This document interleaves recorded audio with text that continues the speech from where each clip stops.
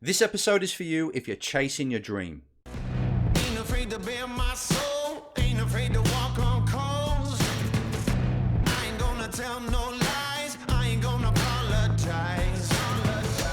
Can't stop me now, can't stop me now. I'm just doing what I do. Hello everybody, this is Enzo Mucci with the Race Driver Coach Show, and it's episode 14 of season 4. And I really want to get things and just talk to you straight today, get things out, because we get these questions to the show, right? And it could be, how do I do this? Where do I start? Am I too old? What happens if I'm not good enough? All these questions we get. Great, I'll answer them direct. No problem whatsoever. But sometimes you've got to speak to the question that you're not really asking, the real problem. If you reverse engineer the questions, like, yeah, you know you're not too old, go for it.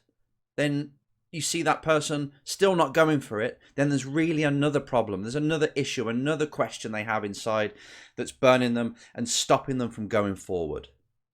And one of those big, deep core questions or problems or challenges, issues that people have is when you're going for a dream, when you're going for something that's outside the norm and you don't have the support of the people around you, people don't believe in you, it affects you. It makes you question yourself. Their voice of, this could be a parent, a friend, a loved one, whoever it is in your life. If they say things or ask things like, when are you going to get a job? How long are you going to give this? You do realize that it's a 1 in a million chance that you're going to succeed. These kind of suggestions or questions that they throw at you, they stick. I remember being asked this in my teens, and still now I got voices in my head of what people used to say, the negative things that people used to say to me or ask me about me becoming a coach, me becoming a race driver, me doing this, me doing that. And it drove me, luckily, because when somebody said that, I got angry. I went on the offense. But deep down, it's probably my worst fear of, I can't do it. I can't make it happen. So it touches a nerve and it stays there, which is great if it drives you.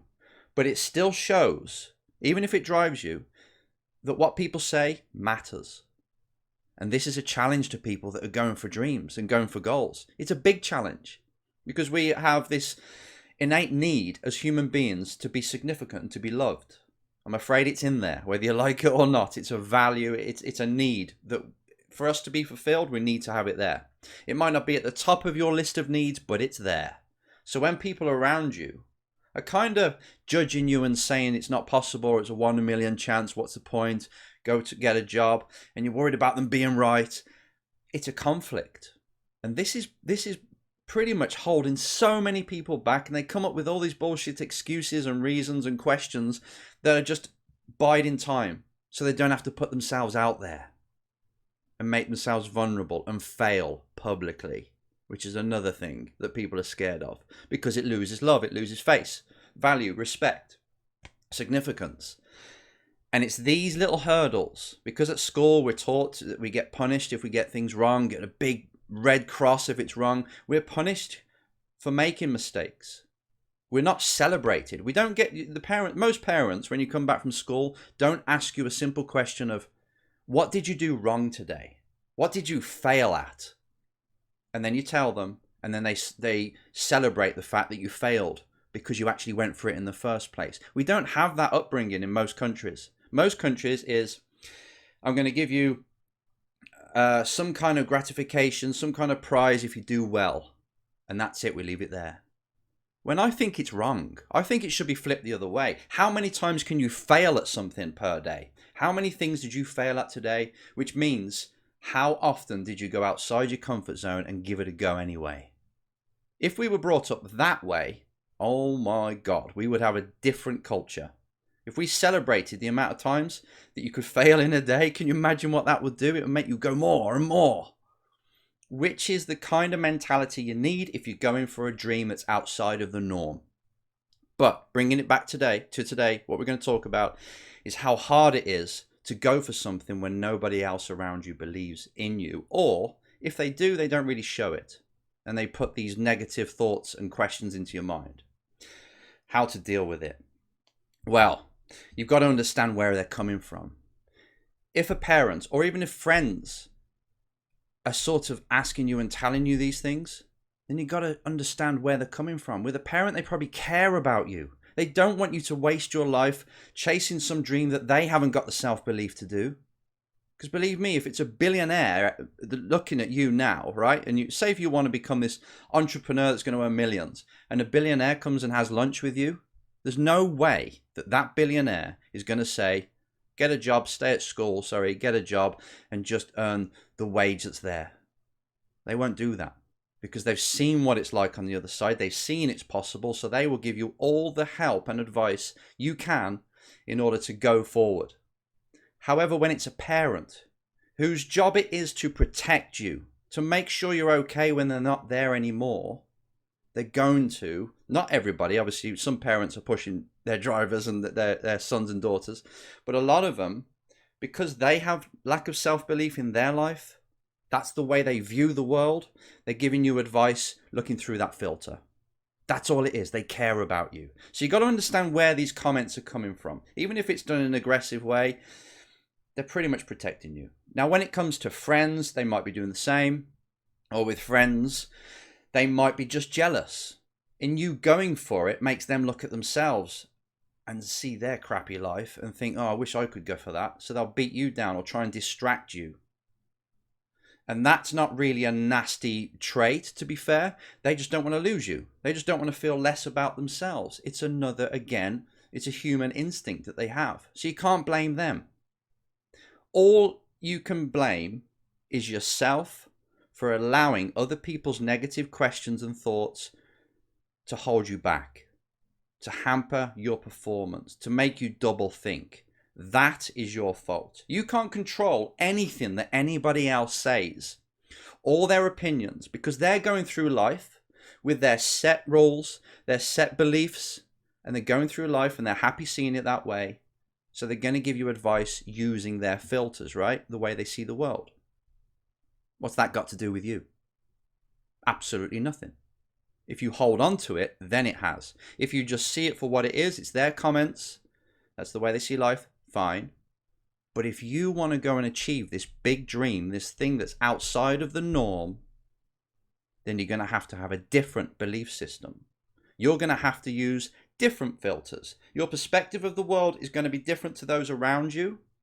And the way you see things, the way you translate things, because remember, these are projectors, these eyes, you project everything.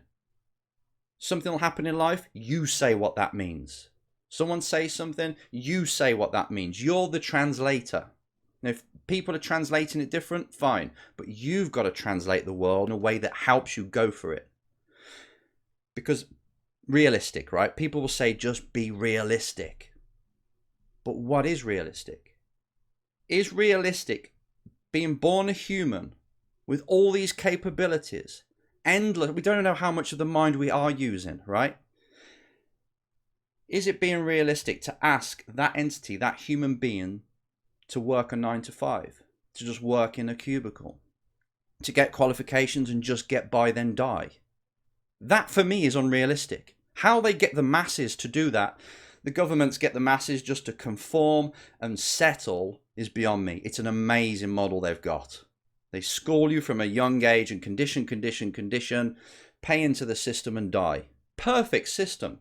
You've got to take your hat off to everybody around. I mean, it's a good way of controlling, because if you've got everybody chasing dreams, it would be a nightmare, as you know. So they've got to control and govern the general public. But it's unrealistic. How can that model work? Once upon a time, it didn't. It's something we've evolved. I think it's much more realistic to be born a human with all this capability and to actually use that capability, don't you? So for this small kid who is born in a council estate, who then goes off to Hollywood, because there's plenty of stories like that, or goes off to become an F1 star, there's plenty of stories like that. That's realistic. Somebody who's using this brain, this organ that's in their skull, to actually push themselves forward, get better, meet people and open opportunities, and then they've got the drive. It's just, that's more realistic. So when people talk about realistic, you got to say, okay, what is the human capable of? And they'll say, well, pretty much anything. Boom. There you go. You've answered it. So there's two things. There's one about people saying how realistic it is, and you saying, yeah, actually, it's more capable. I'm more capable than anything than anyone's ever done before. Plus, if anyone's done it in the past, I can do it again. It's been proven. But on the other side, you've got to understand why people do try and hold you back or give you advice to be safe. They're protecting you, or they're a bit jealous, but they'll get over it. To get over this, you've got to be your own person. You've got to have your own mind. You've got to know exactly what it is that you want. You've got to see it every day. You've got to start the day with that in mind and become the kind of person in the first part of the day that can achieve that goal, that will take the actions needed to take them closer to that goal. That's really all there is to it. Oh, and you've got to be good enough at whatever you're doing. So if you're going for a skill, a sport, or something that requires you to have this skill, you better learn that as well and be one of the best. But that's part of what you spend the day doing, training the specific skills you need in order to get the dream that you want. That's what you should be focusing on. If people say things, comments on social media, loved ones, it doesn't matter. Don't allow them thoughts or their opinions to affect you unless you use them to drive you. Because they're not experts on your life. They're not experts on their own life. So why listen? You don't even care about most of them. You don't even like them or love them. So what's the point? You are your own person. You have that dream. All you've got to do is take the necessary actions that take you to that dream. And a little bit of luck. And then anything's possible.